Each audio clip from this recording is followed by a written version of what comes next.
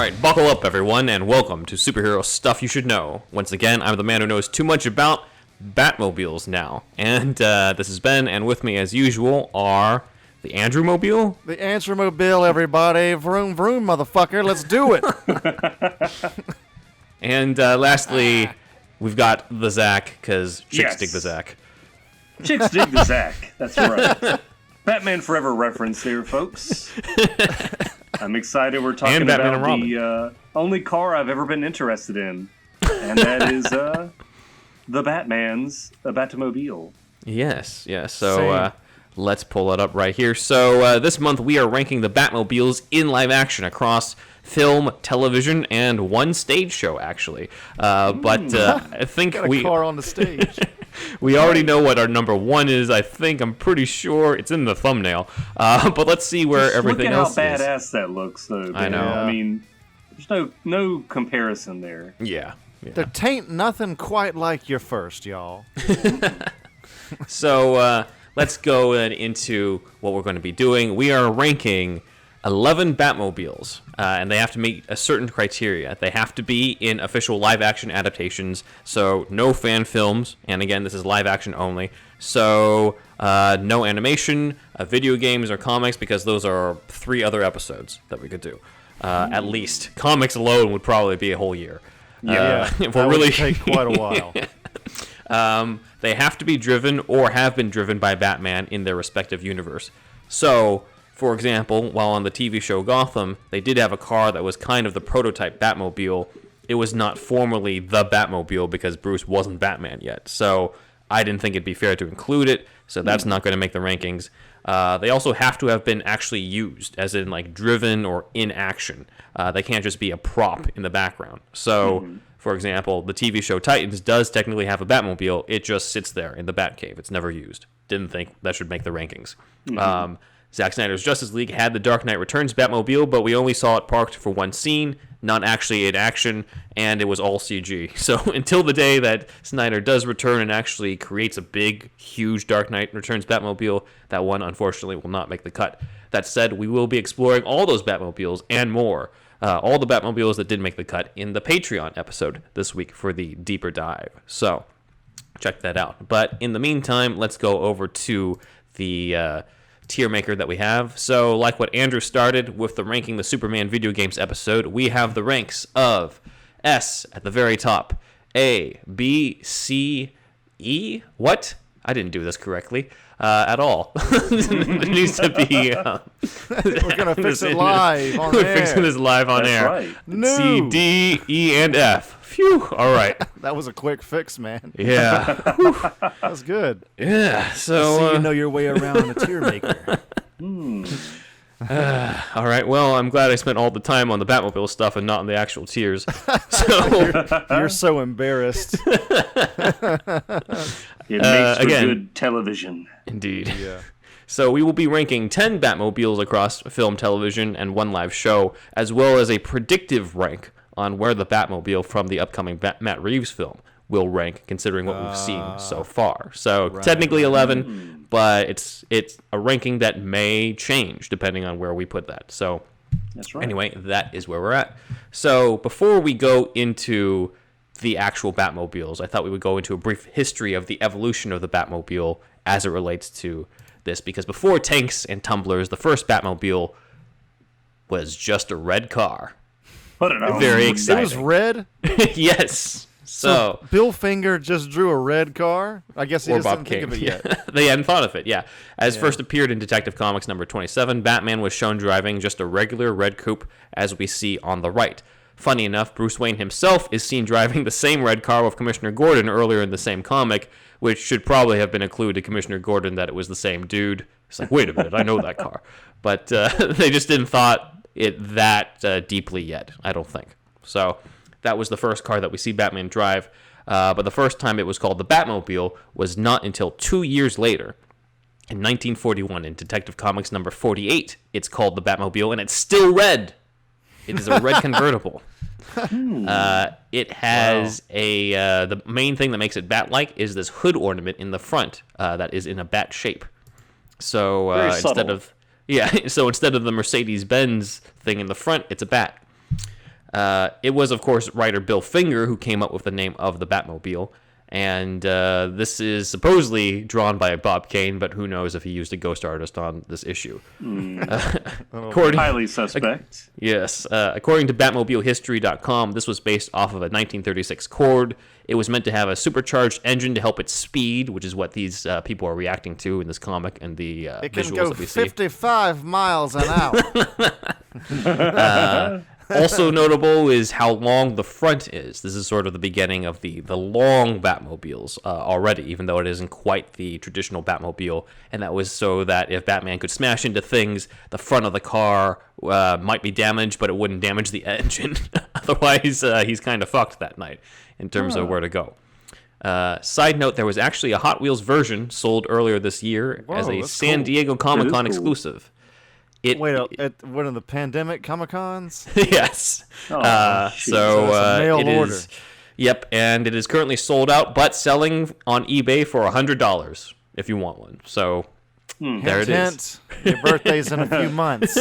Yes. And there's also Christmas coming up. It's the holidays Christmas coming up. is soon, yeah. Yes. It's only later in the same year, in 1941, in Batman number 5, we get the traditional Batmobile. There you go. Oh, Yep. shit. How many? Wait, That's what more year is like it. this? 1941. Oh, 41. 1941, yeah. Okay. So we're talking about 2 years into the Batman's existence that the traditional Batmobile is created. And this is not from Bob Kane. This is from Jerry Robinson. So no credit again to Bob Kane on this one. It is not in red, but dark blue and black for the first time. And we have the giant bat head in the front that serves as a battering ram, and a large single fin, almost like a shark fin, in the back that kind of looks like a bat wing. And it's this classic look that carried over into the comics for decades to come. And that was all established before Batman even made it to the big screen. So we're going to take a look at the very first Batmobile on screen. From 1943, the Batman serial, the first Batmobile is just a Cadillac. It's like Cruella de Vil's car. Yeah. They didn't have like a big budget really at all, you know? No. They could have smacked a fin on that thing. I know. Come on. Yes, They were taking a that's true. page from Detective Comics number 27 by not putting much effort into any of the design It is whatsoever. nondescript. It was red. We just have to trust that it was red. At least. Yes. So- This was General Motors' 1939 Cadillac Series 75 convertible. So when the top is up, as we see here, it was the Batmobile. And when the top was down, it was Bruce Wayne's car. And nobody could tell. Perfect. No gadgets, did not crash through walls, did not go really at high speeds. There's no bat head, no fin, no even hood ornament with the bat on it because it's the same Bruce Wayne car. I guess if you want hardcore realism for your Batman, this is the vehicle for you. But this is the first Batmobile on film. So That's cool. there you have Wait, it. I had a question about the battering ram Yeah. Batmobile. That out of all Batman comics from inception to now, that design is the one that's been most common in the comics. Yeah, I would say so. Yeah. Okay. It's one of my favorites because of this battering ram. I mean, I'm just like, if Batman's going to have a supercharged car, I'm sure it's going to be at a time when stealth is not as much of a thing. People know he exists. So if you're going to have a car and you be that symbol that he talks about in Batman Begins, you might as well have one that has the huge bat on the front and just says, Absolutely. I'm fucking coming for you. Yeah. So I'm waiting for the day that someone has the guts to put this in. But until then, it only exists on the comic book page and animation. But in the meantime, this is what we got instead of the Batarang Ram. So this is the one that's first up in the rankings. So Okay. Okay. where would you Starting rank off this strong. in the rankings? So I guess, Andrew, would you like to start? I guess. Man, it's tough because it's always on a scale, right? So, like, it's Yeah. the first one ever, but they didn't do anything with it. Mm-hmm. But were they basing it on the comics that also didn't do anything with it? You know what I mean? I don't know, man. It's like I don't know. It's a D plus, but maybe a D. All right. Ultimately, Zach? What is between D and F? Is that an E there? That's an E, yeah. I'm going to give it an E. Okay. I guess it's not quite an F. It's their first ever attempt, but I mean, this came out after the Batmobile had been established as a car with a fin and a bat head on the front. So I feel like even with a low budget, they could have done something a little more interesting with it. So I'm going to give it an E. All right. You guys are nice. I'm giving it an F. Damn. Hey. If Jerry Robinson hadn't redesigned the Batmobile, like if they didn't have the version of the Batmobile with the battering ram already in the comics for about like 2 years at this point, then there'd be more of an excuse. But since there's already that establishment, I gotta just put it at the very bottom. There's nothing Batmobile like about it in its look or ability. Maybe they could have even said like, oh, it looks like a regular car, but it's like super speed or whatever, and have something unusual about it. But there isn't anything. Yeah. And like Zach said, they could have at least put maybe a fin on top of that or a bat head, even if it didn't really like. Maybe it wasn't metal or it was plastic, but you couldn't tell. Anyway, I get that they didn't really have the budget for it, but something in it. Even if it was just camera tricks to make it look like it's a lot faster than other cars. Something like that. So, for me, we're starting off strong, and it's an F. So, D, E, and F, we're going to put it at E as it averages out. Wow. I can't believe I gave the highest. Hey, me too. That's a shocker. Yeah.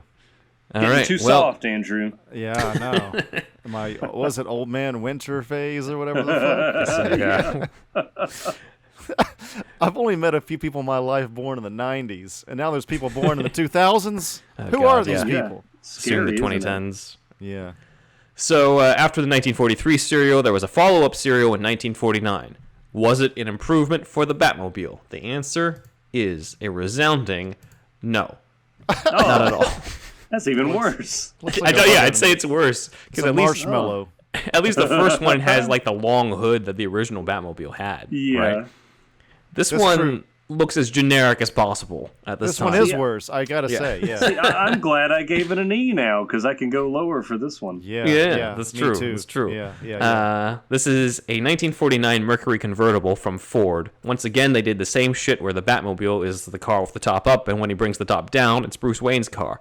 However, unlike the previous version, there's at least some acknowledgement when Vicky Vale confronts Batman about it and says, "Does Bruce Wayne know you're using his car?" And Batman says, "Of course." So we're best friends. That's pretty much what it was. This tidbit comes from the site Batmobile History that I'll be citing a lot from. According to the actor who played Robin in this serial, Johnny Duncan, they went through 6 of these cars during filming. Jesus. Because the Mercury car was so heavy, it did not turn the corner very well, so they would often wreck one. And they would just have to swap another car. It's just so bad at doing what it needs to do. Once it hits 55 miles per hour, it's all some serious shit. You hit the turbo exhaust to go to 55. Yeah. And it just breaks apart. So, this is the 1949 Batman and Robin serial. So, I'm thinking now, though, it'd be really badass for, like, Pattinson or Matt Reeves to do if they ever have, like, the Wayne Manor garage. And there's a shot of all their cars. Oh, yeah. All these fucking cars. That would be cool. The 40s ones, yeah. Yeah. That would be really cool. That would be sweet. That'd be awesome. Little Easter egg. Well, we'll see what happens if they do that. But in the meantime, the Batman and Robin 1949 serial, where do we rank it? Andrew? Gonna give it that. It was too soft for the last one. Whenever I was in school in the South, if you ever had a 0 on your paper, they'd be like, "You got that goose egg," so it gets a 0. An F gets that goose egg. Oh man, right? I have never heard that expression before. No, dude, Georgia and Alabama are just on a different universe. I think they are. Yeah. Now the kids don't care that they get 0s. I'm glad that at least during your lifetime they mocked the children for getting 0s. So now they're like they just get a participation trophy instead. Now they're just like whatever. Yeah. No child left behind there for you. Back to Fortnite. That's right. I'm gonna give it an F2. Give it a big old goose egg for me. All right. Well, everyone's giving this one a goose egg, it looks like. So. I'm glad I'm bringing this back. It's the lowest of the tiers. Anybody that went to school in the 90s, early 2000s in Alabama and Georgia, let me know if you said goose egg. So already that means the Batman and Robin Batmobile is the worst Batmobile and not the one you're thinking of, because we're talking about the Serial. So right. Yeah, so it has all the downsides of the previous one but looks worse. So F. Yeah, pretty much. It's worse in every conceivable way. F- if possible. That's hilarious. You might need to make a new tier like you just did a little earlier, bro. It's like if Batman was It's our around show, one so of why those- the hell not? He's gonna make one. He's making one right now. The shit tier. Absolute shit. Goose egg. Absolute shit. Goose egg. There we go. So here we go. There it is. Where it deserves. Perfect. That's great. We can't even apologize to any production designer who came up with it, because there was none. It was 'Cause literally he's just dead. they bought a whole bunch of they just bought a whole bunch of Mercuries, and it's fine if that was your car at the time, but as a Batmobile, it doesn't work. But there's nobody to really blame here. Oh shit! You said it was a Mercury? It was a this one was a Mercury from They had Ford, Mercuries a way 1949 back then? Mercury convertible. Yeah. Fucking Ford. Did Ford buy? Never mind. That's fucking car history at that point. But Yeah, I was like, I don't know. I'm kind of surprised at that. It's kind of like if we had a Batman movie now and he was riding around in like a little mini car, one of those little electric ones. Absolute Just shit. like the goose small egg. little like bubble ones. All right. Well, Oh shit. time to talk about Batmobiles people really give a shit about. That's right. Let's talk about the first Oh, Batmobile man. that became yeah. an icon. Yes. The Batmobile designed by George Barris for the 1966 TV series, the 1966 film, and reappeared again in the Legends of the Superheroes special years later in the 1970s, but we don't talk about that. According to Legends, George Barris only had 3 weeks to create this iconic Batmobile. Barris himself said it was even shorter, saying that he had 15 days and $15,000 in order to make it happen. So how did he do it? Well, the Batmobile itself is designed off of a real car design concept, a 1955 Lincoln Futura, which I'm pulling up here. This was designed by William M. Schmidt. So Barris didn't really design a lot of the core components of it. He basically made the Batmobile styles to it.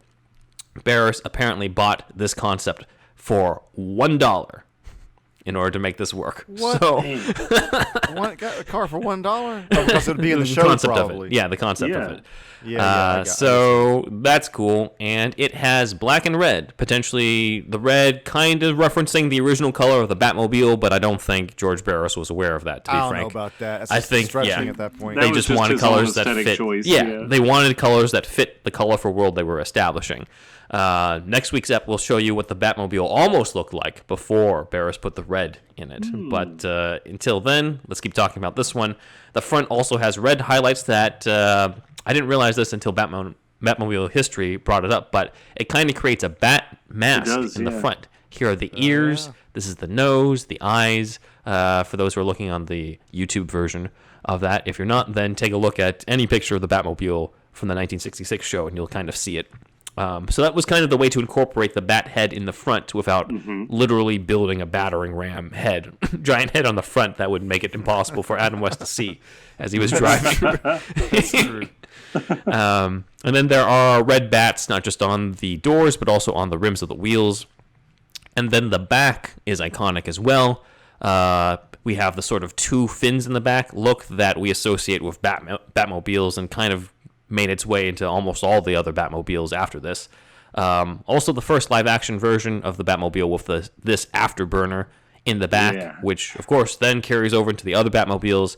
In reality, according to George Barris, this tube is just a 5-gallon paint can that they stuck on the back of it. So, Oh my god. that's cool. The imaginations of so many children at the time. It's a fucking paint bucket. Yep. Obviously, fire still had to come out of it, but in terms yes, of creating yeah. it, yeah. that's And then cool. the parachutes were real parachutes. Oh shit. 5 cars were made in total, with 2 exhibition cars. I believe they might have wrecked a couple because there was no stunt car in the beginning for it. So that was that's kind of the the behind-the-scenes stuff. In terms of the Batmobile itself, it's powered by atomic batteries and turbines. Atomic batteries to power, turbine to speed. Turbines to speed, yeah. Yes. Also, the first on-screen Batmobile to include gadgets, which isn't really saying much considering where we came from. But it has over there. all sorts of stuff to it. It has a nose-mounted chain slicer. This is all from Batmobile history. Lasers, rockets, an onboard telephone, one of the first car telephones. Yeah. Radar, dash monitor, onboard computer, police beacon. If needed, the Batmobile is capable of a quick 180-degree bat turn, thanks to the 2 parachutes that are in the back that I pointed out earlier. It was equipped with a smoke emitter and a nail spreader to discourage pursuit. And Batmobile history also says that some changes were made during the run of the series, including different license plates, a change in the steering wheel, and extra gadgets like a rear-facing camera and a battering ram that I think is probably not the Jerry Robinson battering ram, but probably some other thing that they used real quick for an episode. I need an edit of that little GIF edited with Batman Returns of them spinning around and blowing fire on that devil guy and lighting him up. And then the show that was Adam the precursor West and for Burt that. Ward driving away. Yeah. Yep. So create that, guys, in the comments. Please let us know. Yeah. Batmobile history also cites that this car set a world record on January 19th, 2013, when it sold at the Barrett-Jackson auction for $4.2 million. Good Lord. Which is not surprising considering just how iconic this Batmobile is. So, finally, a real Batmobile, guys, that we can talk about. So let's go on over to the rankings. Where would we rank this Batmobile, the 1960s one, starting with Andrew? This is my second favorite Batmobile, probably. Yep. So Same. I gotta give it an S. Mm-hmm. S rank for Adam West. Super classic design, and it's got gadgets. It's black and then little, red accents. The fucking, what is it? The turbine or whatever you call it on the back. Yeah, the afterburner. Was the afterburner? Yeah. So that was the first afterburner ever on a Batmobile. Mm-hmm. I'll have to double check that, but I believe you might be right. But Yeah, if yeah, not, that's- then we'll get comments on it. Monumental edition. Like it's the Burton one has it. They've all had it since then. I think. Yeah. Yeah. So, incredible. So it's an S for me. Zach? Well, I don't know. I think it looks kind of crummy. Just joking. It's absolutely an S. This is like the granddaddy of all Batmobiles. And I know it's sacrilegious to say that I think the Batmobile looks a little too cool for Adam West and Burt Ward. It's like it looks, the Batmobile looks like a little bit more badass than their costumes do. And I love the Adam West show, but I think the Batmobile looks cooler than they do, just on principle. Like the black and the red is like, it doesn't really match them at all, but it looks really cool, and it's iconic for a reason. I mean, this is like the first one ever to display all of Batman's gadgetry, and this was like his way of getting out of a lot of tight spots and stuff. And it's really cool. Obviously, like Andrew said, it captivated a lot of children's imaginations at the time, and even for like me to see the movie as a kid, decades after the series had come out, like the Batman '66 movie. It's it holds up. I still liked it. It was one that it's like a toy that I wanted to have even then. So it's got some staying power. Mm-hmm. Definitely. So you would rank this at an S as well? Yes. Awesome. I agree. This is an S tier Batmobile. We went from the absolute shit goose egg to the S. What a jump. It's the Batmobile that started it all, really. The other ones don't really count, but we put them in there anyway for shits and giggles. Well, put an afterburner on the goose egg, dude. Then it might pop up a little bit to what? Yeah. 65 miles per hour. I think I agree with Zach in a way. It's almost more badass than Adam West and Burt Ward. Like if there was an alternate universe show that was a little bit more serious, less camp, a little bit more at night, this Batmobile would probably be the main design that carried over in that universe, and everything else would be a little bit darker and more serious, but this would pretty much be the same. It would have been cool to kind of see something a little bit closer to the classic comics at that time, but it does absolutely have the spirit of the Batmobile from the comics with its own spin. Fits really well with the 1960s show. I know that red itself doesn't seem like it's the color for the Batmobile, but it fits so well with the colors in the 1960s show and for that era that you just gotta love it. So it even influenced like Batmobiles in the comics after that too. Mm-hmm.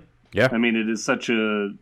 I mean, I get what you're saying. Like, you wish it looked a little bit more like the comic book versions of the time, but it's amazing to me that like this. In its own design, influenced comics and films thereafter. Yeah, and that red bat logo too. Yeah. Did he created that one as well? Mm-hmm. Was that the vehicle designer's bat logo? Yeah, I think so. I don't think that's definitely not really in the comics. The comics is mostly the some variation of the Jerry Robinson design in some ways, but this is his own thing, and it's really awesome that it is. Yeah, and it fits so well. I love this. This is, I mean, if we're doing bat logos at some point, that fucking red one, man, it's so good. This is one of my favorites. Yeah. All right. S tier Batmobile, but it's not the only iconic Batmobile we will be talking about. Let's talk about the one from the Tim Burton movies. Oh, we're not saving that for last. Well, I was kind of going in chronological order. Chronological, yeah. From the 1989 Batman film, from Batman Returns, the OnStar commercials, and of course, it will be returning in The Flash next year for its third film appearance. This Batmobile did have other appearances, but we will cover that in our upcoming Patreon. Now, many people call this the Burton Mobile after Tim Burton. Others call it the First Mobile after Anton Furst, the production designer. But the actual designer was a man named Julian Caldo, who came up with this as a concept illustrator. According to Batmobile history, this was created by splicing together two Impala chassis, and the car was powered by a Chevy V8 engine with racing tires for the custom wheels. We did get a carryover of the 1960s stuff with the two fins in the back, as well as the big afterburner. But everything else was completely different. As we can see, it's completely black. It had the ability to create shields for itself. Other abilities it has include a self-diagnostic system, a CD recorder, voice command recognition system, that's high-tech. Armed with spherical bombs, a pair of machine guns in the front that pop out. So this is the first time that we see guns added to the Batmobile in general. Side-mounted disc launchers and shin breakers as well that come out for the guys on stilts in Batman Returns. There's that central foot capable of lifting the car and rotating it 180 degrees so that he can burn the flamethrower dude with his afterburner. And for quick maneuvers, the Batmobile does have side-mounted grappling hook launchers, which does lead me into a corrections department on people. Because several people criticized this Batmobile for not being practical and not being able to turn on its own due to its length, which is actually a complete misread of one of the scenes from Batman 89. The Batmobile turns perfectly fine in all of its scenes. The one scene where the Batmobile uses the grappling hooks to turn is a turn that is so sharp it requires the grappling hooks, and the regular cars behind him, driven by the Joker's goons, all end up crashing because a regular car can't make that turn. Yep. So I think a lot of this is just the Nolan trilogy coming out and people wanting to bump up. There's sort of the fan tendency to bump up the new stuff and shoot down what comes before it, as well as promote what's practical over, what looks good and stuff. And I'm just like, it's not really, if you're going to do that, at least be accurate about it, because as we can see here, the Batmobile can turn perfectly fine on its own.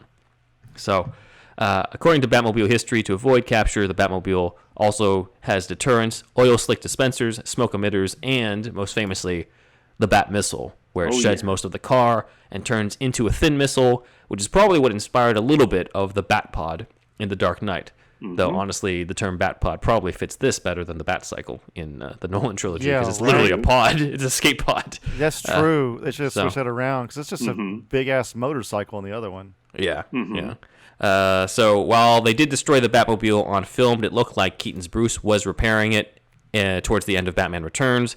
We did see it in a number of OnStar commercials in the OnStar universe that we covered in our $10 Patreon episode on Batman commercials, and it looks like it's been rebuilt for good in The Flash. So that is the Batmobile from the Michael Keaton films. So let's go to the chart. I guess the question is there anybody who doesn't think this should be an S?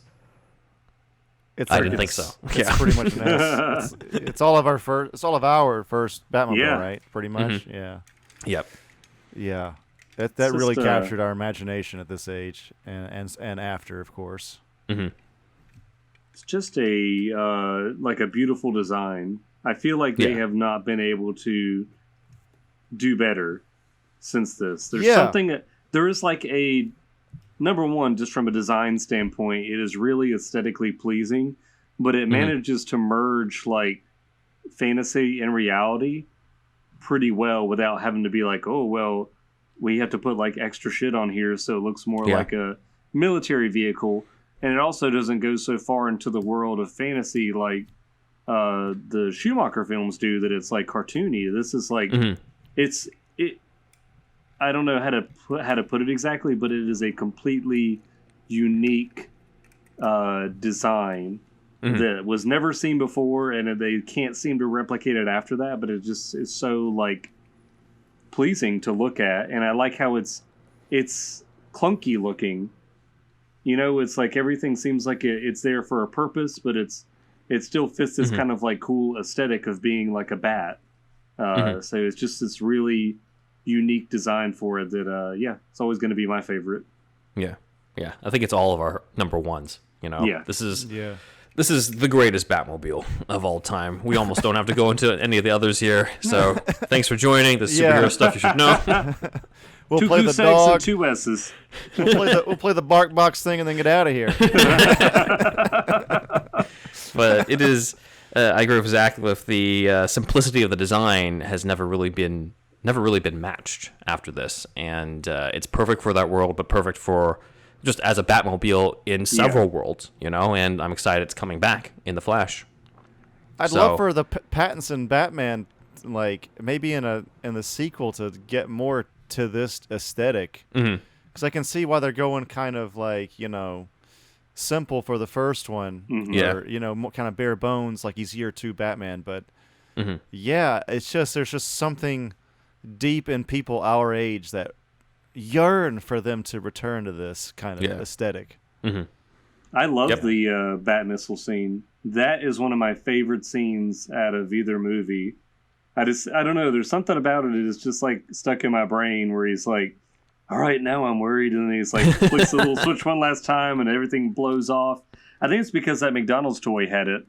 It was like the Batmobile, and you pressed a button and the little like center of it shot out, and it was like a little missile. I mean, I don't know, that was always so cool to me. That and the part where he burns the devil guy, the fire breather. Like, I don't know, those two things in Batman Returns stick out to me in my childhood brain more than the 89 Batmobile, which it's the same one, but I guess the stuff that it was doing just stuck out in my mind more. Of course, like Descent into Mystery, like him taking Vicky Vale to the Batcave is just iconic and everything, but dude, just I like that about it. I like that more than the fucking action scenes a little bit sometimes. It is. Like that Descent into Mystery, it's so good, dude. Yeah, it's amazing. Burton really shines there. I mean, he shines the whole time, but definitely Burton's direction and the Elfman music. Yeah. It's incredible. Yeah. All right. Well, we're going to have to keep diving into the successors that aren't as good, but we'll take a crack at it. Let's go further into the 90s with Batman Forever. So the one in Batman Returns, absolutely no changes from Batman to Batman Returns? No, not in terms of the design and stuff. If it ain't broke, don't fix it. Yeah, I mean, I agree. They definitely broke it on this one. I don't know. I got a little bit of a soft spot for it. I mean, if you really look at it, I don't want to. Look at it. Look at it. Look at me. So look at it. Imagine it without the fin on the center back and without the like ribbed cutout pieces. It's really not too different from the Burton Mobile. But those are all the things that make it suck, though. And they're there. But at least like the overall like shape of it is similar to me. It is, yeah.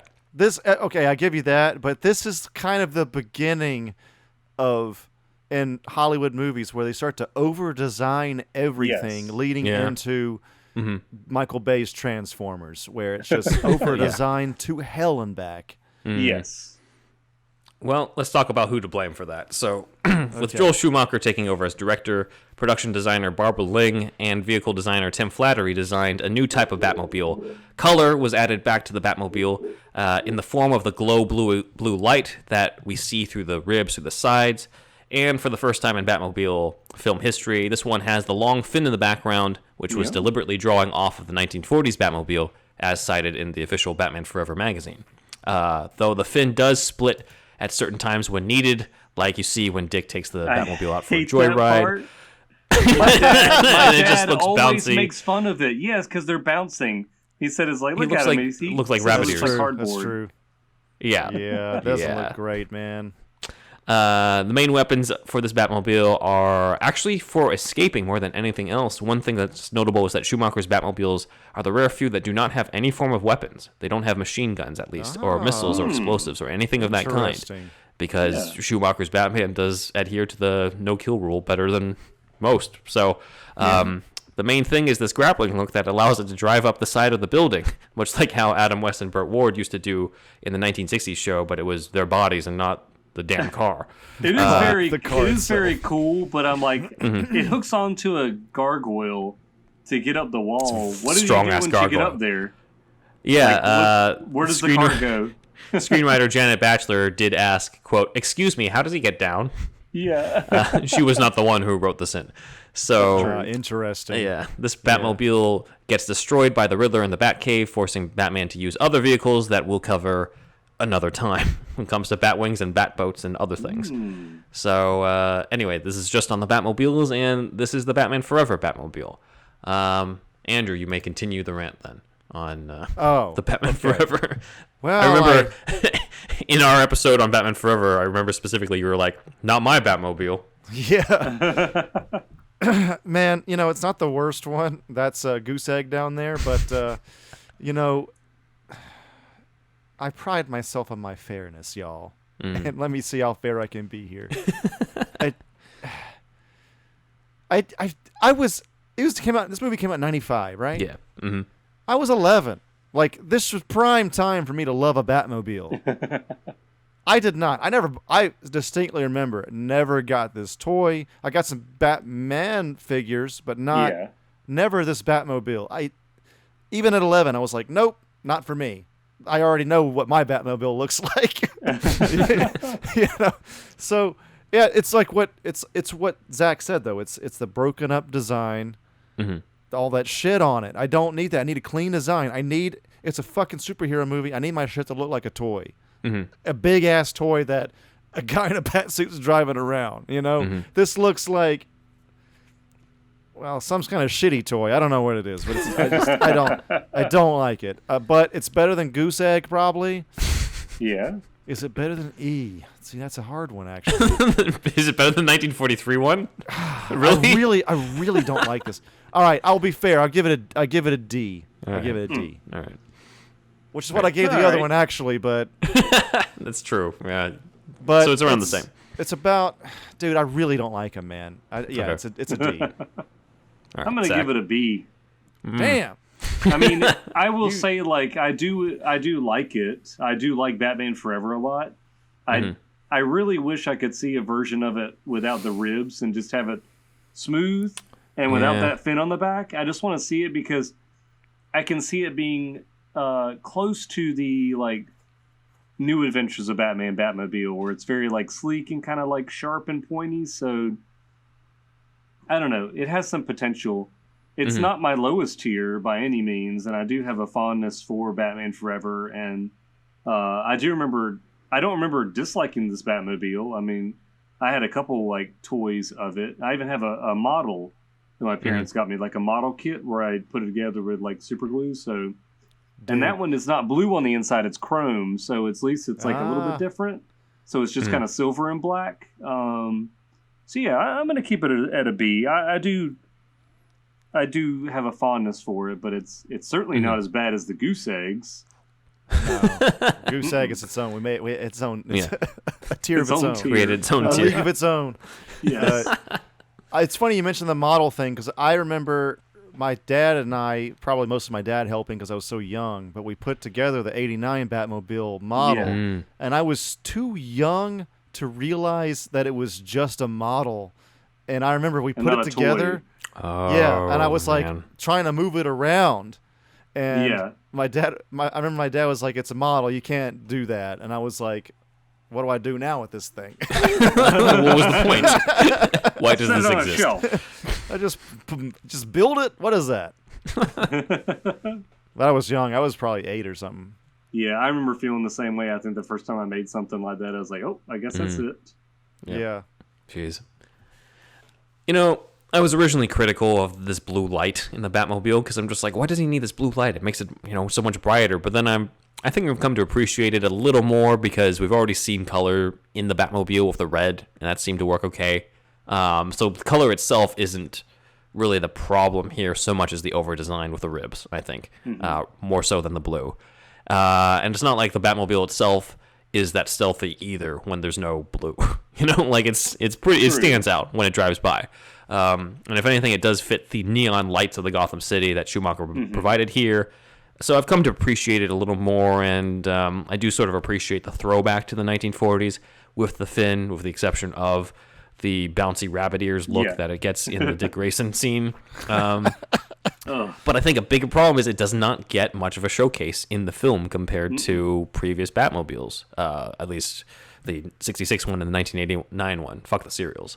So I can't really give it that high of a grade because all it really does in the movie, outside of getting stolen by Robin, is drive up a building. And gets blown up by the Riddler. And get blown up by the Riddler. So I can't really give it that high of a grade. So I feel like just putting it right in the middle of you guys at a C, which is where it would average out on this. I think if Schumacher made it more Adam West-like to fit his Adam West aesthetic more, I feel like audiences also would have kind of gotten it quicker. Like, oh, this is like Adam West. Yeah, if it was a long, sleek black and red one that looked like the Barros design but had its own flair to it. Well, then I'm sure you'll go over this later, but the original concept was by H.R. Geiger, so even though it looks nothing like that, I do feel like they probably had retained some of that idea because, I mean, if you look at it and there's no blue light, and if it was all black with that texture, it does look a hell of a lot like Alien. Yeah, I agree. Like the Alien kind of like, I guess, anatomy of those like xenomorph creatures and stuff. So I can kind of see that there. Yeah, if you like look up close at it, I know like whenever I watched the special features, they were talking about making it seem like they wanted it to seem like it was alive or like breathing, where the blue lights were underneath, or it had some. I did not get that vibe at all. Some living organic stuff under it, but I can definitely see some of Geiger's influence still, even though it didn't. Yeah, it's ultimately looks nothing like his concept art. Yeah, no, not at all. But that shit was wild, dude. Yeah. I will be showing that in the next episode where we'll be covering the Batmobiles we didn't get to see. And that would be included in that. So, but in the meantime, this Batmobile gets taken out by Jim Carrey. So Batman needs a new ride. And that's where we get the Batman and Robin Batmobile. Shiny. Once again, designed by Barbara Ling for director Joel Schumacher. According to Batmobile history, Ling was not that satisfied with the Batman and Forever Batmobile herself. She did not think it had much screen presence, so this was kind of the redo, because they could have just brought that back, but instead she did another redesign. So it says, quote, according to Ling, the inspiration from the car came from older racing roadsters like the Jaguar D-Type. She specifically wanted this car to be an open-air car, as it was in the comics she read years earlier. So Clooney is right out in the open. There is no cover in this, and that takes inspiration from the comics and the 1966 show. So that's kind of where a little bit of the DNA of the 66 show got into the Batmobile, but I kind of wish there was a little bit more in terms of the the red highlights, but we'll take what we can get. Batmobile history writes that working with effects company TFX, the Batmobile was about 30 feet long, one of the longest Batmobiles in the entire history of the car, despite being a single-seater, and road tested to 140 miles per hour. Damn. Now, if you have an issue with the blue lights in the Batman Forever car like I did, you're not going to be too happy because now we got red lights on the sides, we got orange in the center, yellow in the front, blue on the wheels in the front of the car. Yeah. It rode on custom prototype Goodyear tires that apparently had the Bat logo as the tread on the tires, not like any of us could see it. And it says the Bat mask was incorporated in the nose of the car. So if you take a look here, it looks like here are the Bat ears and here are the wings and stuff on the front of the Batman and Robin Batmobile. Shit. A little bit of a sort of a kiddie Halloween design for a bat, not like the type of Bat logo you would expect, but it's there. Of course, there's the fins, and the main gadget include a video conference screen, a radar unit, and this is the closest that we get to a weapon, a cutoff switch to Robin's Redbird motorcycle. Mm-hmm. Keep that little bastard in check. Yeah, no guns, no missiles, none of that type of stuff. But he'll shut down Robin. 45-year-old bastard. That's right. Too old starts to be get a little too on the uppity. motorcycle. So this is the Batman and Robin Batmobile.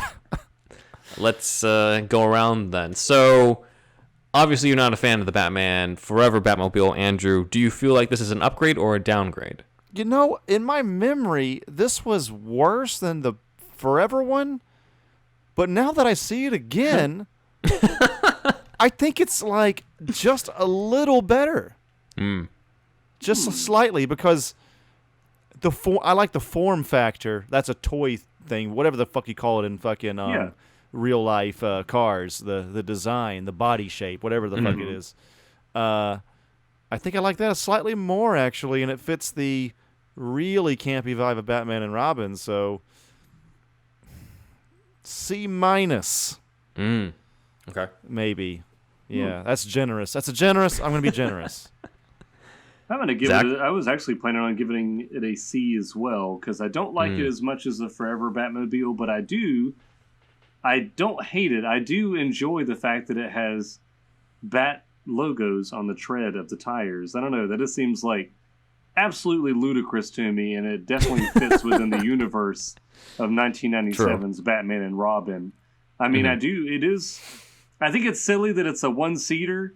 Like, after all this time, he's like, fuck it, I don't want Robin riding with me. And, I'm not going to get Ella McPherson in here, so I'll just ride on my own. And I don't quite like it being open either.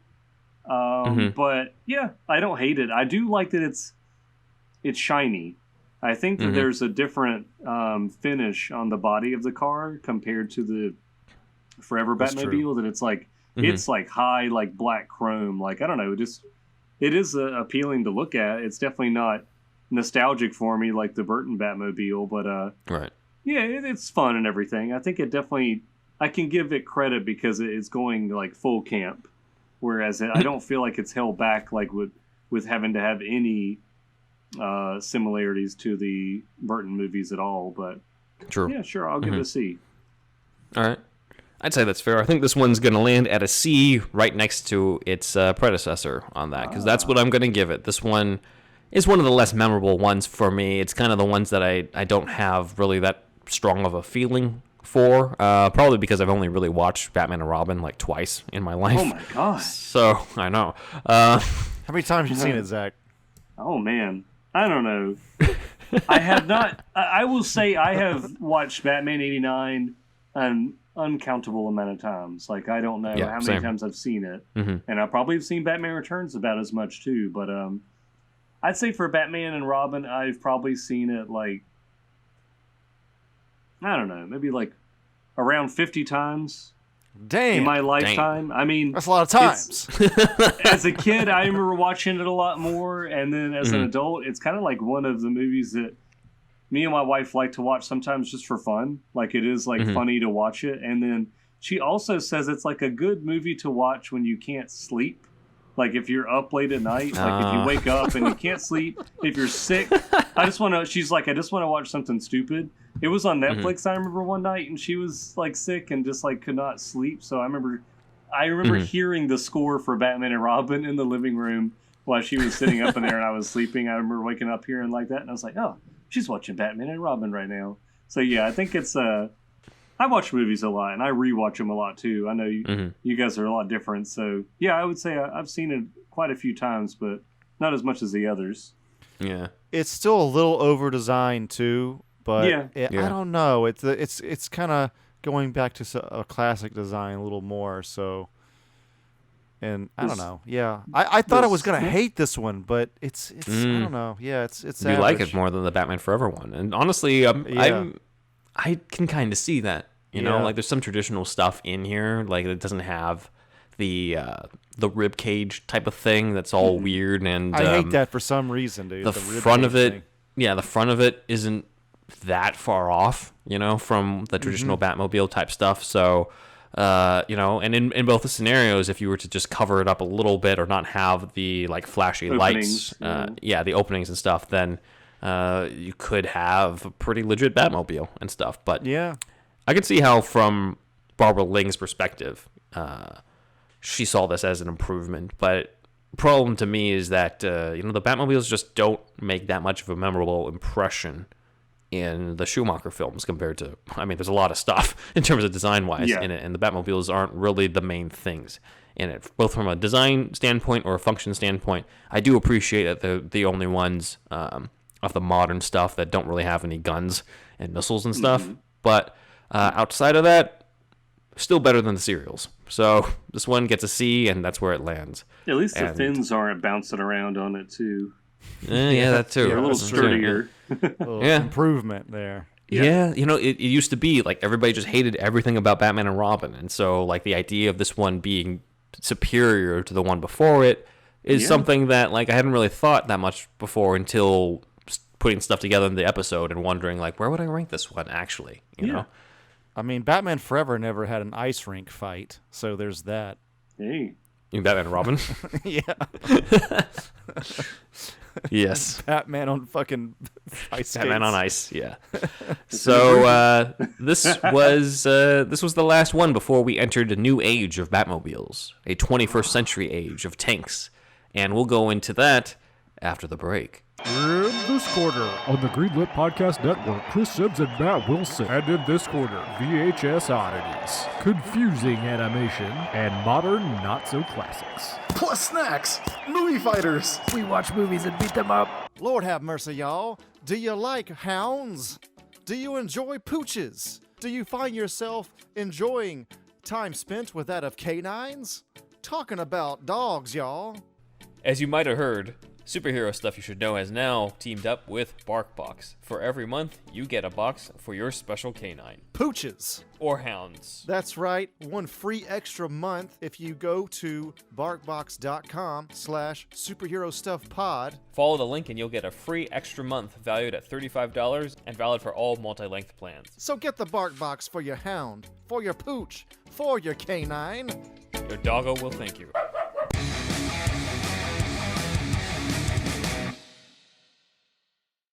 Welcome back, and it's time we tackle the 21st century of Batmobiles, starting with the era of tanks and tumblers. Does it come in black then? Yes, Mr. Wayne, it does come in black.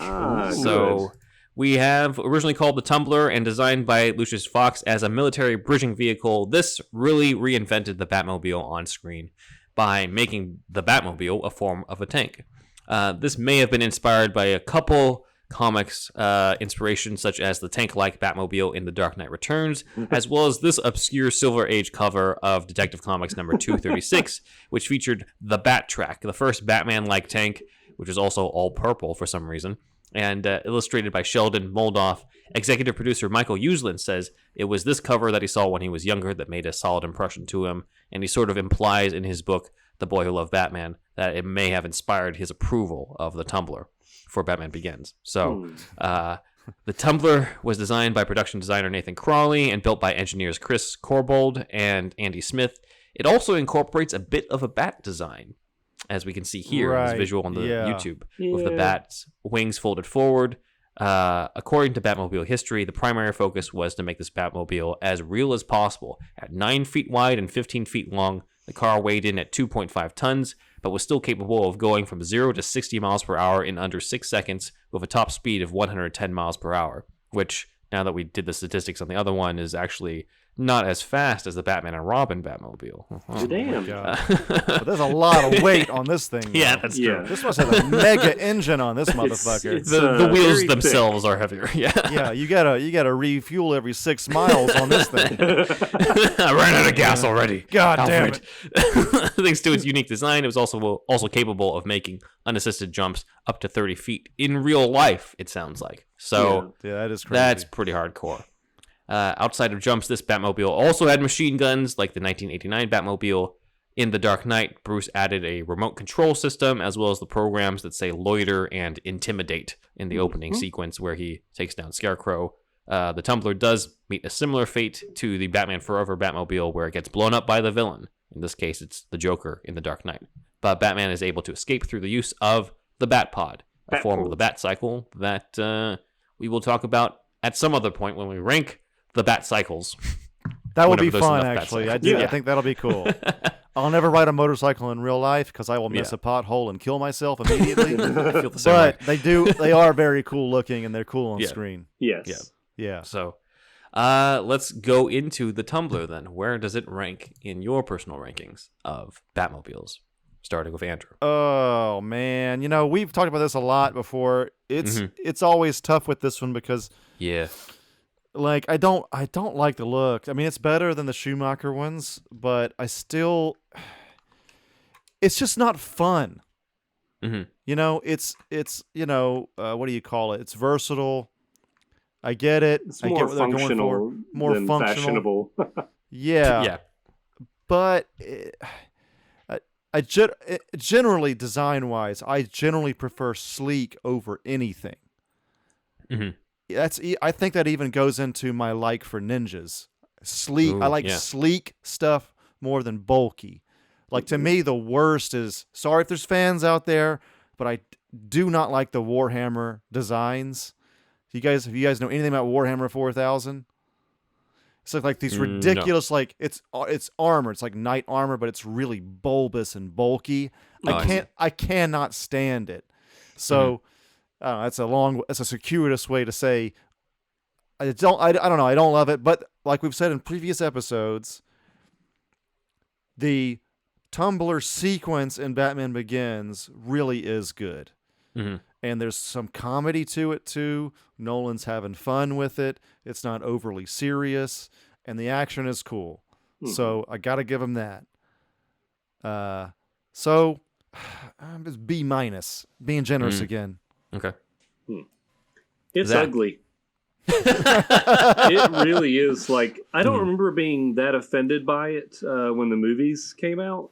But looking back at it and in retrospect, comparing it to other Batmobiles, it is just an ugly design. And I remember in the making of book for like the Dark Knight trilogy, I actually saw like some pictures of it where it was just this clay mold. I think where the Nolans had like put it just kind of like threw something together, like what they were thinking about, a rough idea. And even that is not aesthetically pleasing, the shape of it. And I think they were talking about just taking like model sets and kind of like smashing them together. So yes, it does look like functional. So I'll give it 2 points. It is cool that it can do a lot of the stuff in real life. That's really awesome. I do like that. And I do love the part in Batman Begins where it's driving around on the rooftops. I mean, that's one of the most fun parts of that movie. And it's cool that Jim Gordon gets to drive the Batmobile during the finale of Batman Begins. But if I'm just looking at it from a design perspective, I'm going to give it a D because it is very ugly to me. It's like I would take the Batman and Robin Batmobile over this. There is like a sleekness to it. And it always bugged. This has bugged me since Batman Begins on. I don't feel like any of the Batmobiles, it's like they're too afraid to go back to like actually making it look like a superhero car or like a Batmobile, like actually including a Bat motif. And I get it.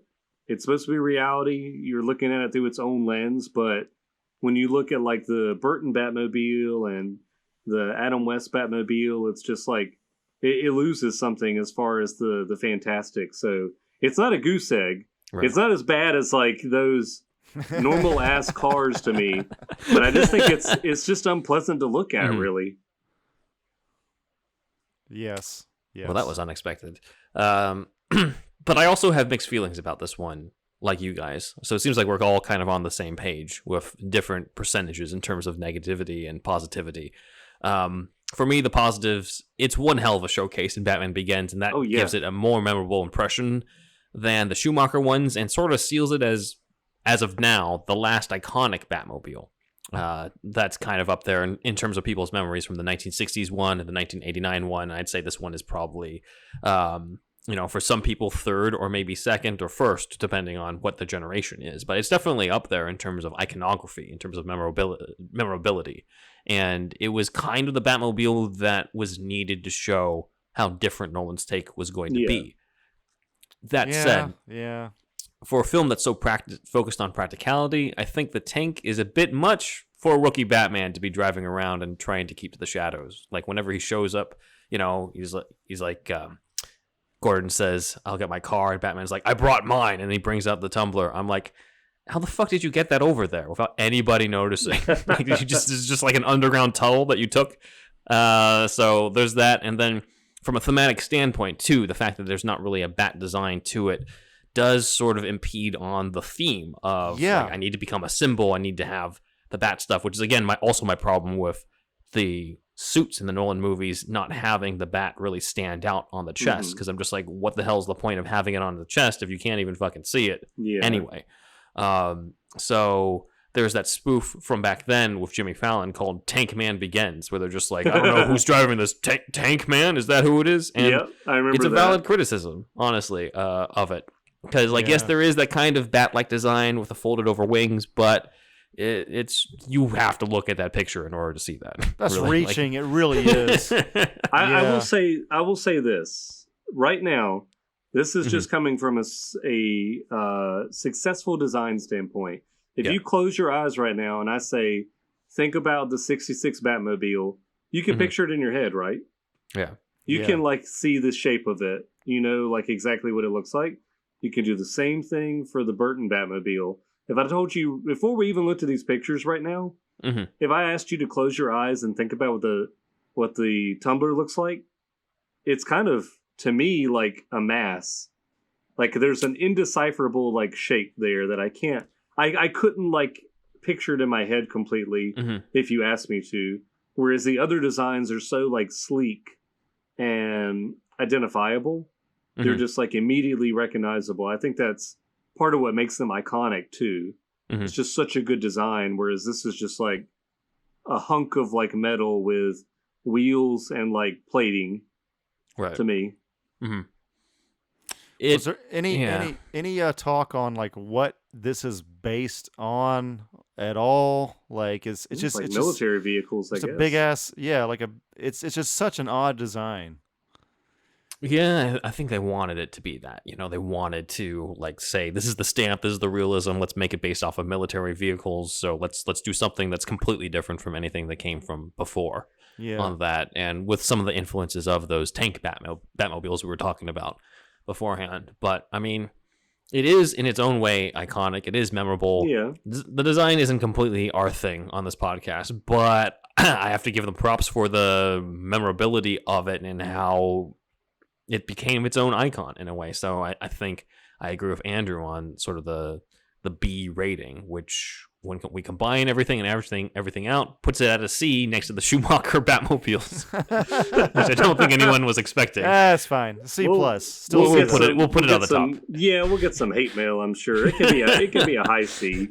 I could see it being some people's favorite though, unlike the others. Yeah. Right? Yeah.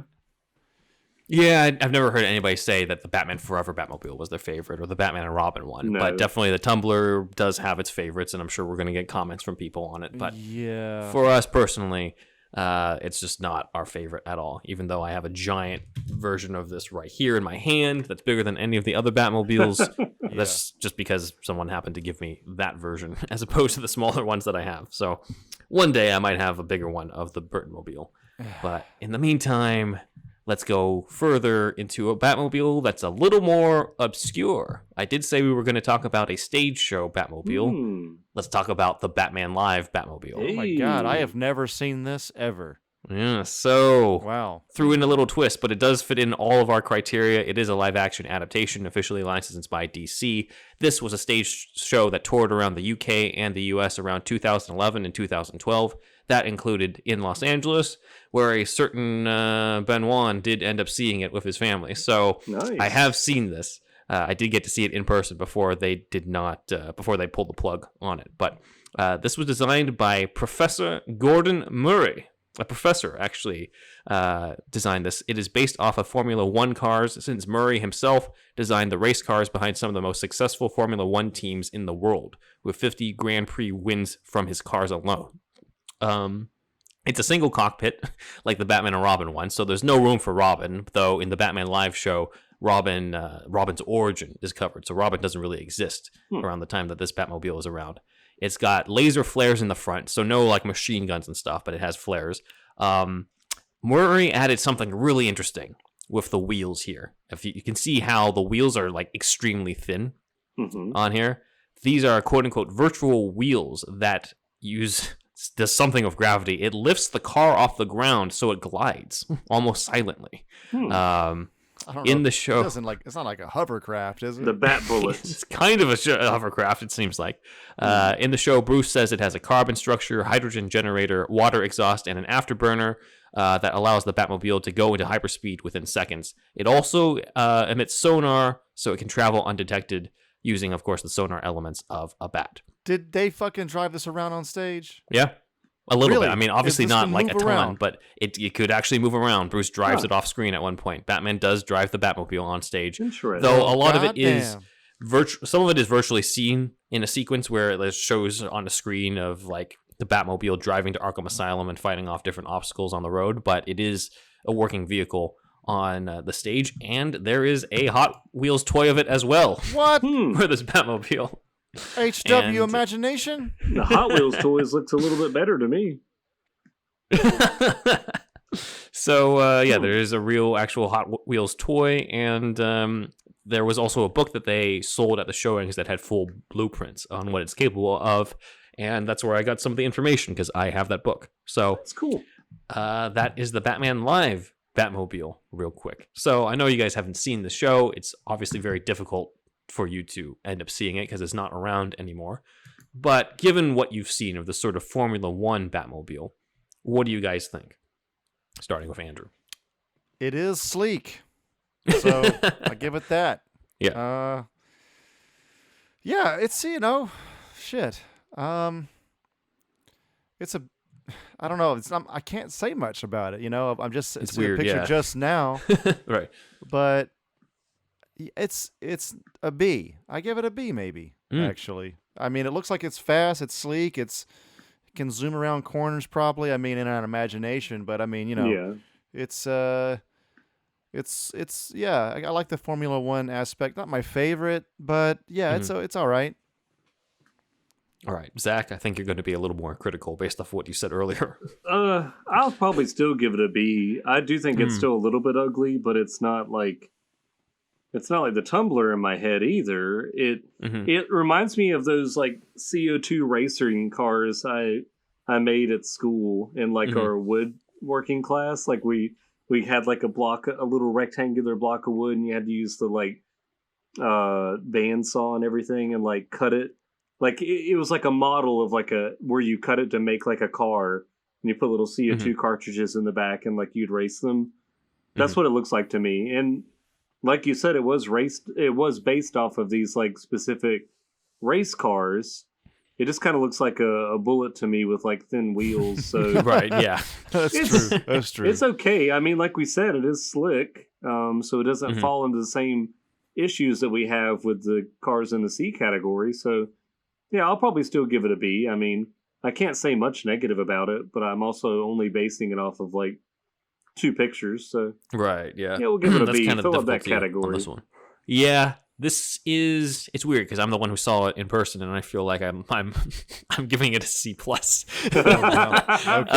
Because of the design more so than how it came off on stage. Like it's not my favorite design, but there is something awesome about the fact that they wanted it to put that on stage and not skimp on that element for budget reasons. They're like, no, we're going to have the Batmobile on stage, and we're going to have somebody design like their own version and not just like steal another version of the Tumbler or something like that on that. True. So They probably had to make like a super sleek, light version of a car to get on a fucking stage. Yeah. Also, Yeah. So the amount of effort just has to be appreciated.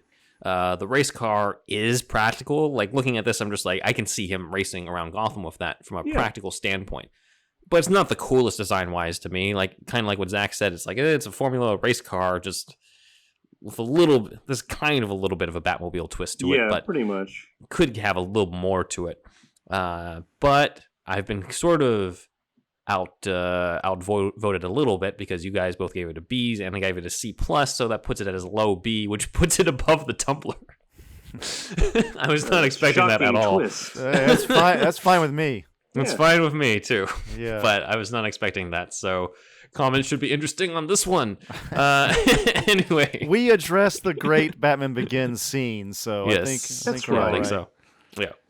All right, let's go back into this. What? Not Batman Live, but back into the Snyderverse. Yes, we're back after we spent 6 months in it. We are back in it.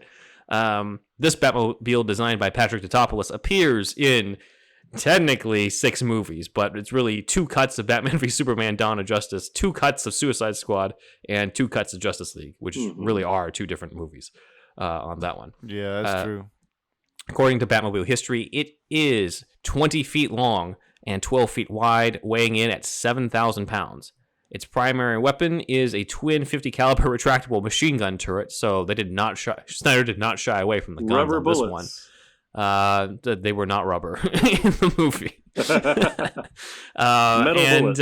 Instead of being hidden like in the other previous Batmobiles, the thing is right just out in the open right there. Other weapons include harpoons, spiked coils, chemical irritants, a charged surface, and sonic repellent. Batmobile history also says that production designer Patrick Tatopoulos said he wanted the Batmobile to return to the Gothic classic look. He wanted to bring back the long hood and the flat canopy of the Anton Furst and Julian Caldo design, and give the car something similar to Batman's flowing cape. Director Zack Snyder suggested making the Batmobile look used and scarred as a way of suggesting its long history before the events of Dawn of Justice. It is kind of like a combination of the tank-like qualities of the Tumbler with the traditional Batmobile element from That's exactly the 90s. what I was going to say. Yeah. Also notable is that while we were talking about the machine guns in the front for the Batmobile in Batman vs. Superman, and of course Justice League, where he kills a whole bunch of parademons with it, the Batmobile in the flashback of Suicide Squad does not have the guns, potentially implying the time period where Batman didn't kill, potentially, or they just didn't have it that day on the set. Who knows? Yeah, that's true.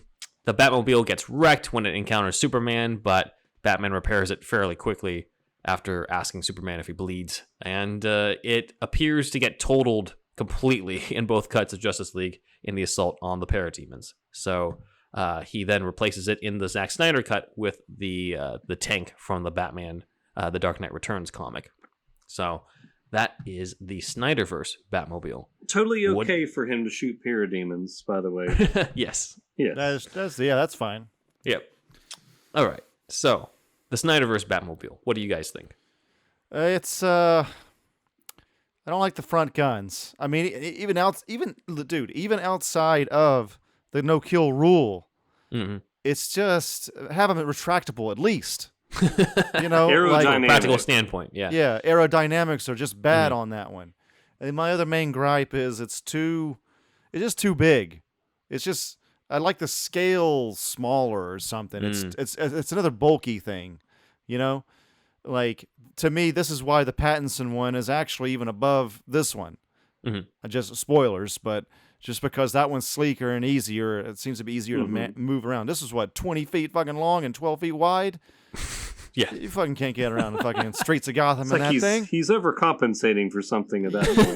yeah, it's way too big, dude. Way too big. But you know, the what do you call it? The design of it, the form factor. Other than the guns, it's all right. It's okay. You know, I see what he's doing, and I like. Other than the size, the scale of it, I do like it more than the Tumbler design wise. Mm-hmm. So my score would be. I'll score the Suicide Squad one specifically because it doesn't have the turret on it. Mm-hmm. So I can be generous once again. I'll give this one a B as well. Who knew that the Suicide Squad would help? It helps. It helps Surprise, a case. yes. It helps a case. Maybe a B minus. Mm-hmm. It's B minus maybe, but I don't know. My gut says C's too low. So it's like a B minus, but like a higher B minus than you gave to the Tumbler. Yeah. Maybe it's a B. Maybe it's just standard B. Yeah. So it's like 81 instead of 80. Yeah. It's something like that. Yeah. Okay. Yeah. Zach, your thoughts on the Zachmobile? It is a C. I gave the Tumbler a D, and this is a little bit of a step up, but it's still too clunky and platey. We got to have like all these openings in it. It's not an especially sleek design. So, I mean, what you said at the beginning, Ben, is absolutely my thoughts on it. It looks like they scaled it back and tried to mix the Tumbler with the Burton Mobile, or just like a traditional Batmobile, but it's still like not quite there for me. So I'm gonna give it a C. I don't remember being blown away by it, but I don't hate it or anything either.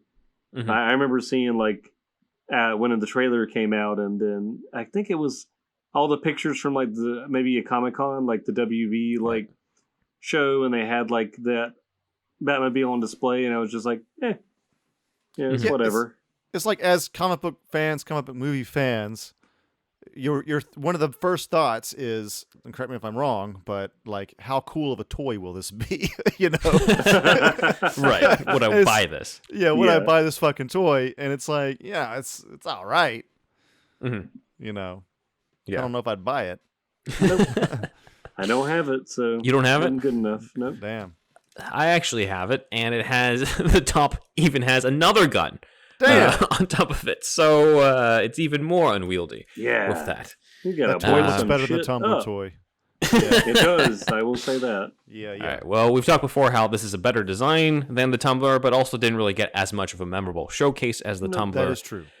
The most memorable is probably when it gets destroyed by by Superman, frankly, in the "Do You Bleed" scene. Though it does do pretty well when taking out the parademons. Yeah, that's pretty cool.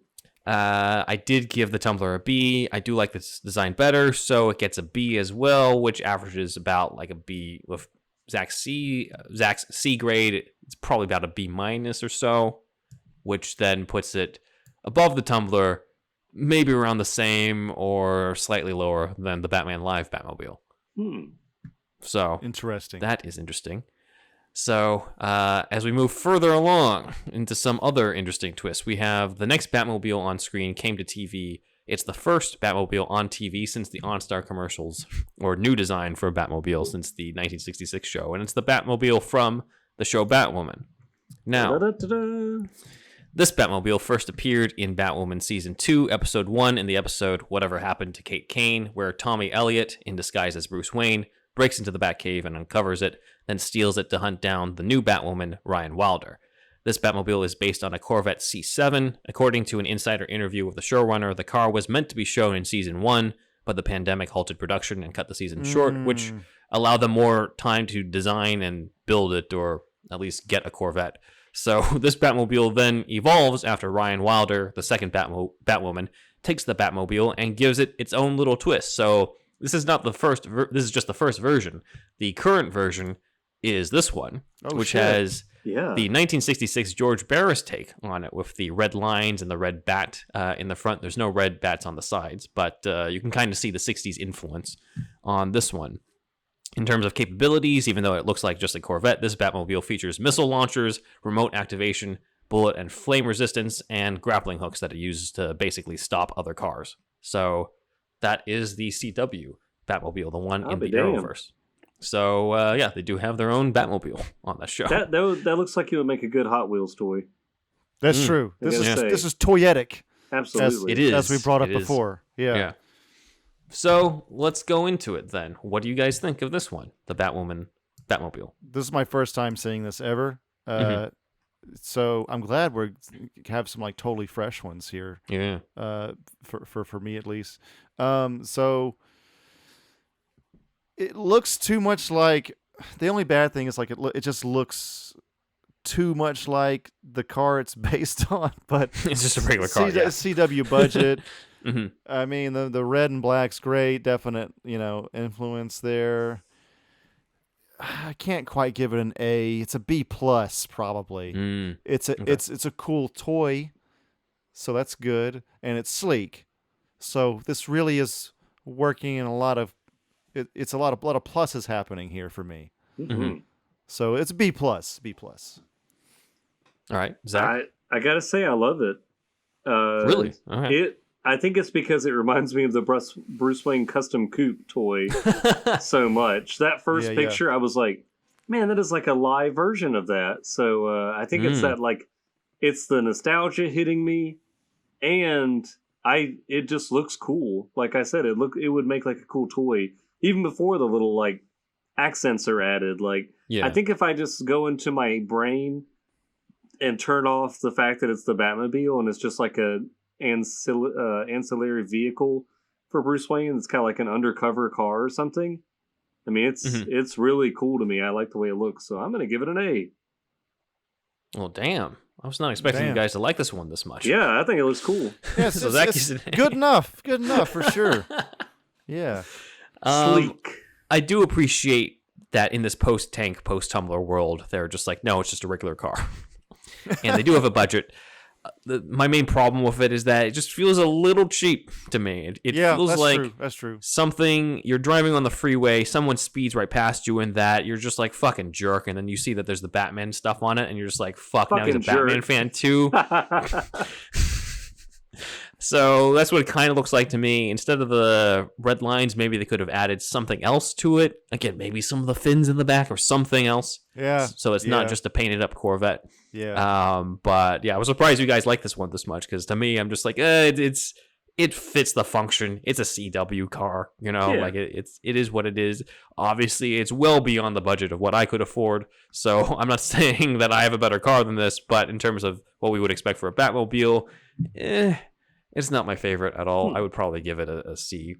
All right. On this. So no, I get it. I mean, I was sort of grading on a scale also just because it's CW. Yeah. But I was that way too, but I was just like, how much would it have really been to kill them to just put one metal thing on there? That's true. maybe in the future. Yeah. So I also right, I know ABC. I'm the one that brought up that can it be a toy thing, but I and that's it's the basis of how much we like it.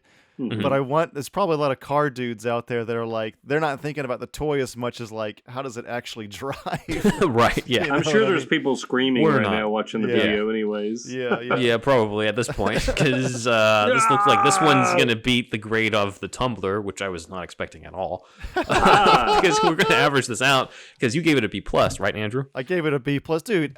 B plus A, so it doesn't have a great scene as the Tumbler, though. Let's get that out in the open. I'm going mainly by it doesn't, but also here. for like the CW show, for what it is, like there are scenes that showcase it, so again, our metric is we see this in Target and there's a toy of that, a toy of the Tumbler, and you just happen to have $15 to spend on bullshit.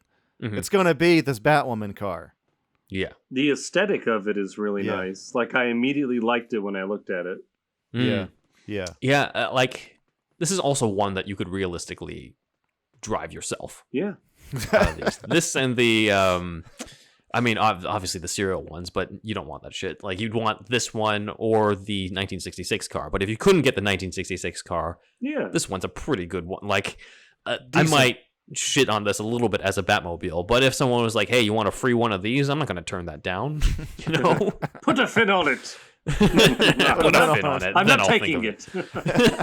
I shan't drive it. Yes. So let's look at our rankings before we go into the preview ranking. We have at the absolute shit goose egg. the Batman and Robin Batmobile, not from the 1977 movie, but from the 1949 serial, because no effort was put into that whatsoever, and it was a car that couldn't even turn, so they wrecked a whole bunch of Mercuries. They had to have 6 of them. Then nobody got an F, but in the E class is the 1943 Batman serial, so slightly better than its successor in 1949. I think we did good I here. would say so. Yeah. And then next up would be the Batman and Robin 1997 one at like a C or so. Above that, or kind of equal to that, is the Batman Forever one. And then above that is the Tumbler, which, I think shocked a lot of us in terms of where it's placed. Above the Tumbler, in the B category, is the Zack Snyder Batmobile, the Batman Live Batmobile, and the Batwoman Batmobile, which was a big surprise to me in terms of how high that was rated. But the absolute S tier goes to both the 1966 Batmobile and the 1989 Batmobile. And I really don't think anyone's going to dispute that when it comes to the comments. Nope. Other stuff, probably. But this maybe. one, We'll see. not so much. Yeah. Great Tumbler scene. Can't say it enough. Oh, yeah. It's like, we know. So let's give a bit of a preview. Let's talk a little bit about the new Batmobile that's coming out in The Batman in 2022. This Batmobile was designed by Jeff Frost and pares down the movie Batmobiles to be more of a muscle car than a tank. And for those who criticized it, because I remember we had Dustin Lee Massey was on our show, and he's like, you went from the Tumbler to that? Now, mind you, this was before the footage came out, so I think he does like the Batmobile now. But let's not forget that there was a period of time where the Batmobile was just a muscle car. Mm-hmm. We're taking a look at the 1970s through 1980s Batmobiles right now from the comics that very much look like that. This was put together by our research assistant, Dan, where it does look like pretty much a regular car that you would drive around, which also kind of feeds into the Batwoman Batmobile in a way. Somewhat realistic, I would say, as well, that an early years Batman would be driving this type of car to sort of fit in. And then the more that he evolves and becomes more of a known figure in Gotham, that he would just upgrade to something that was just a lot more bombastic from there. So while it may seem like just a muscle car, I think the latest trailer proved it can cause a fair bit of destruction when he takes out basically Penguin's car at the end of that. So that is the Batman Batmobile, but we don't know how it's going to fare in the movie. Who knows? It'll probably, given what we saw in the trailer with this bit with Penguin, it'll probably have a great showcase in that scene. It's looking like it, yeah. Yeah. But just a preliminary one, because this ranking might change, because we've only seen 2 trailers and a few pictures. Where would you guys rank this so far? Andrew, I know you rate this one highly. Yeah, so this one is on the sleek side, and it makes sense for a year 2 thing. It's not the best one ever, of course, but it's going to be interesting because it being, I know I keep saying, but year 2, we'll see how it's going to be interesting how he evolves from that as well. But it is a good first step, I think, and the A tier is looking real lonely. So I get it. I give it an A. It's a cool design. I think, yeah, you can kind of see where it's coming from. What was it? A Dodge something? What's it based on? I don't have that information. It's just basically a muscle car. Okay, just a muscle car. Yeah. Well, at any rate, yeah, I think it works. It works, and I like it. It's not a fucking like 20 feet by 12 feet. It's a fucking regular ass car that can go around a goddamn turn. It's the science of a small home. Yeah. So yeah, this one gets the job done for me. It's an A. Yeah. Zach? I would also give it an A. I really like that picture on the bottom right. Something about it, actually getting a clear look at it when we looked at the photos. It looks, I don't know, I think it looks kind of cool. It looks like something different. I gotta thank Dan for that. That is the, I think that's the Hot Wheels version. That's why I liked it. I was like, man, I want that. See? That looks cool. See, that is true. Yes. It's toyetic as well. It is very toyetic, and it seems like, I don't know, it seems cool. Like it is like a real car. Yeah, and as we talked about the sleekness of it, I like the back of it. Kind of is a cool callback to the '66 show. Something about it makes me think of that. So I think it has just the right elements added to it, and it's also something different. So it's not taking it all the way to like, driving a garbage can around like the Tumbler. Like, not as far as function, but as far as the aesthetic, where this actually like looks cool. It is a cool looking car. So yeah, I'm gonna give it an A. Hell yeah. Yep, and that's where I'm at too. So this is our first A after all this. But yeah, I know I gave the Batwoman Batmobile shit for looking like a regular car, but this one looks just unusual enough, has its own look, and of course we've got this afterburner stuff as well, that it doesn't come across in the same way. And to me, this is what a year 1, year 2 Batmobile would look like, more so than the Tumbler. Like something that is like something that kind of fits in with what you'd see on the streets, but just a little bit added to it that gives it its own bat flare. And that's just enough, I think, for this style. I imagine this is not going to be the Batmobile for the entire, however many movies they make of this, probably a trilogy. But as the first iteration, it makes a lot of sense for this. So I would say that it gets an A, which means that this would be, if this remains in this, era, this would be our third favorite Batmobile. Yeah. Behind the 1989 Batman Returns one, the 1966 one, and now this one. I stand by it. I stand by that too. Yeah. And that is superhero stuff you should know. Well, first off, big thanks to our research assistant Dan for providing the visuals and helping me gather some of the information on the specific cars. And of course, thank you to BatmobileHistory.com for basically being a whole database on all the different Batmobiles over the years. So that definitely helped out a bunch. Now, time for the fan comments. First comes from Captain Beastwinger. I was about to say Batman Beastwinger, but that's not the same. Captain Beastwinger is back, and he has a hot take for us. Love it. He said, quote, "I'll give you a Batman hot take. I heavily disagree with the sentiment of Bruce Wayne is the mask and Batman is the real person. Sure, Bruce Wayne, the billionaire playboy businessman, is a mask, but Batman, the scary vigilante that makes criminals piss their pants twice and make them reconsider their life choices, that's a mask too. Or at least a split personality, if you want to argue it. The real Bruce Wayne is who we see when he talks to Alfred or the Bat family in private." I can see that. I don't think this is as much of a hot take as you might think. I think a lot of people do agree with this. There was this sort of post-Frank Miller idea that gets popularized where just like Bruce Wayne died in Crime Alley and I've been Batman ever since. But I'm like, to me, that just feels like the melodramatic edgelord teenager take. Yes. I don't think it really matches up with what we see in any of the movies or popular interpretations. Maybe it's something that Bruce believes himself, but the reality is still much different. I think the public Bruce Wayne is just as much of a performative mask as Batman itself, and the real Bruce is the one he's like around people he considers to be his family, which is Alfred and the Robins and some of the love interests. So I think we definitely agree with you on this, Captain Beastwinger. So thank you for your comment. Come back with a hotter take next time, because we all agree with that one. Yeah. Next one shocked me because it was a comment on our "What's the Best Origin of Cyborg" episode, which it feels like is our lowest viewed episode of this year. Is it our lowest one? I only wonder why. Yes. Oh man, I feel bad, dude. It's. I think it's just floated just above 200 views. But anyways, damn. Gogeta, the strongest fusion, was the commenter on this, saying, quote, "Young Justice is my favorite. In fact, it's done a lot of characters amazingly well. I have not seen the latest season of Young Justice. I don't know if you have had a chance, Zach, but I didn't finish it, but I don't know. It wasn't getting my interest attention as much as the other two seasons. Yeah, it just hasn't quite been the same since it came back to me personally, but looks like Gogeta liked it a lot. So another thing that I realized is that we left the Cyborg origin off in that episode. Nobody said anything, which is the Teen Titans Go animated series version that I rewatched recently, and I realized there is one where Victor Stone is just Victor Stone until Robin forces him to go up against some monster that completely wrecks him, and then he has to become Cyborg. So it's kind of a comedic take on the origin of Cyborg. But it just goes to show how many of our audience cares about Cyborg, unfortunately.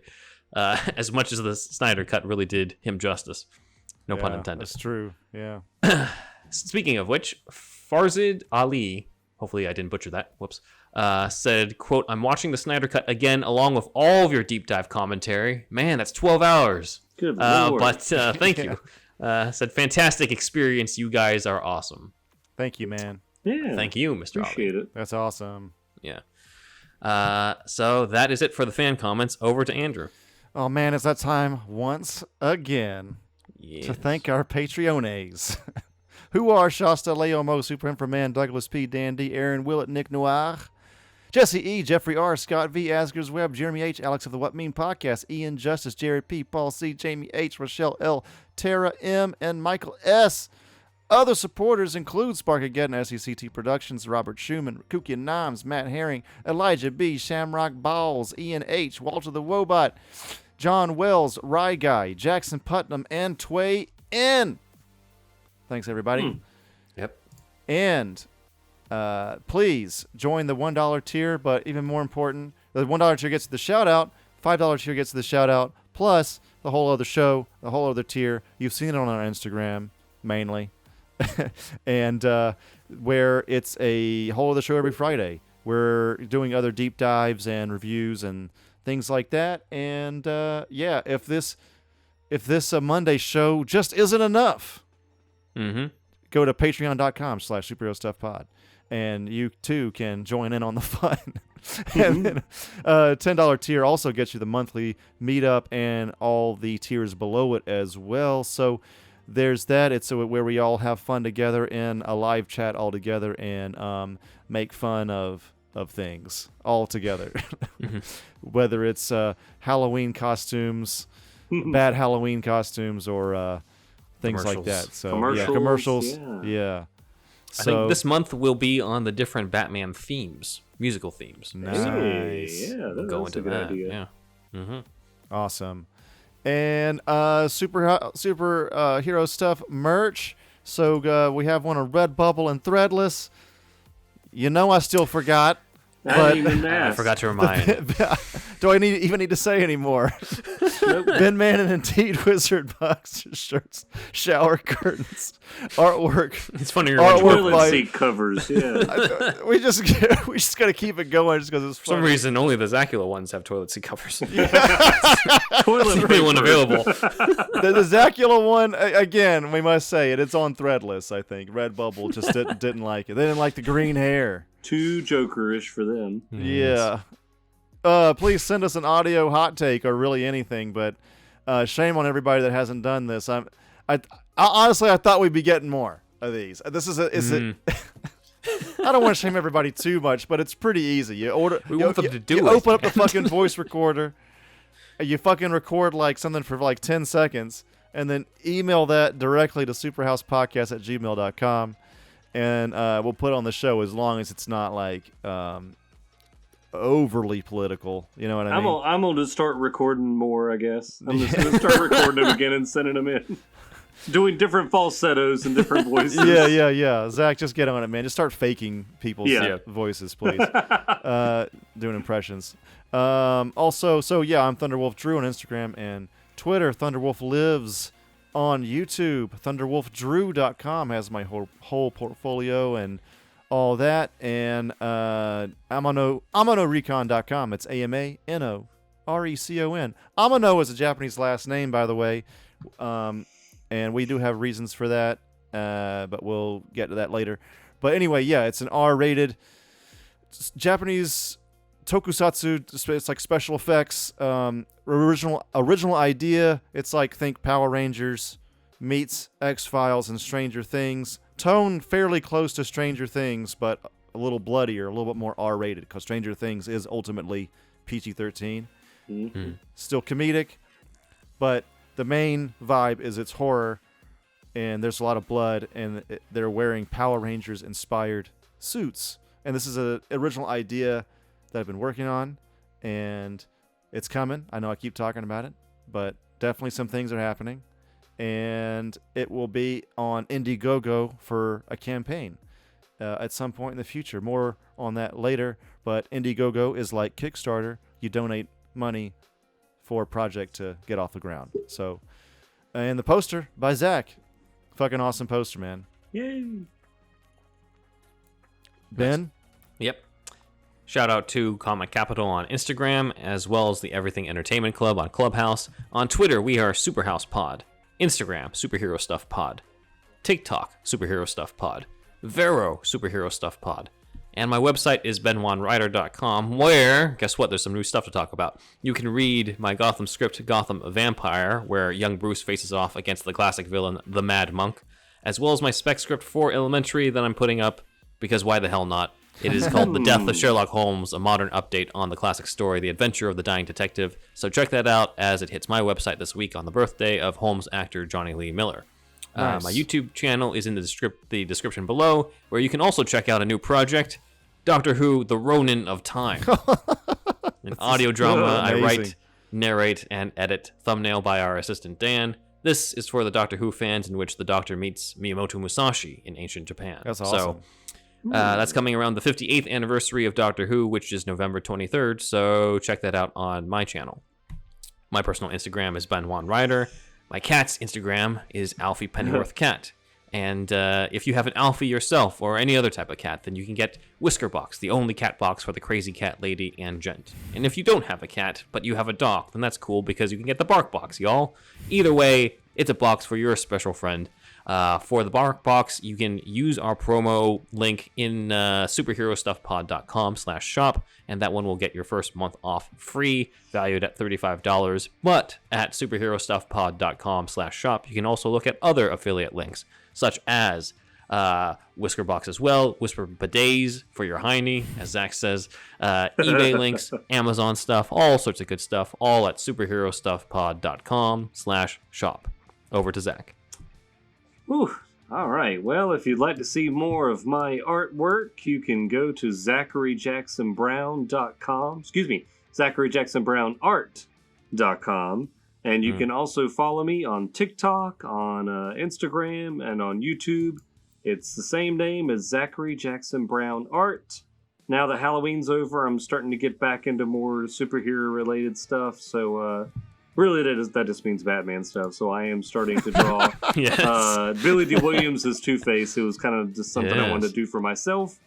So I'm going to try to do some more fun stuff like that. And I've got a big Batman 89 commission coming up. So we can... Ooh. I'm sure we'll be using some more of that for some thumbs, too. Thumbnails, yep. Yeah, so check it out if you want to see what I've got on there. Awesome. So, we ranked the Batmobiles this week, but next week we'll be going into the Batmobiles you didn't get to see. The unmade Batmobiles. All the stuff that was in development or in concept art that never came to light. We have a whole episode dedicated to it once I found just how much there was out there. So, check that out. Coming next week. Nice. And you know what? I want you to do us a favor. I want you to tell all your friends about us. We've been drinking Drano.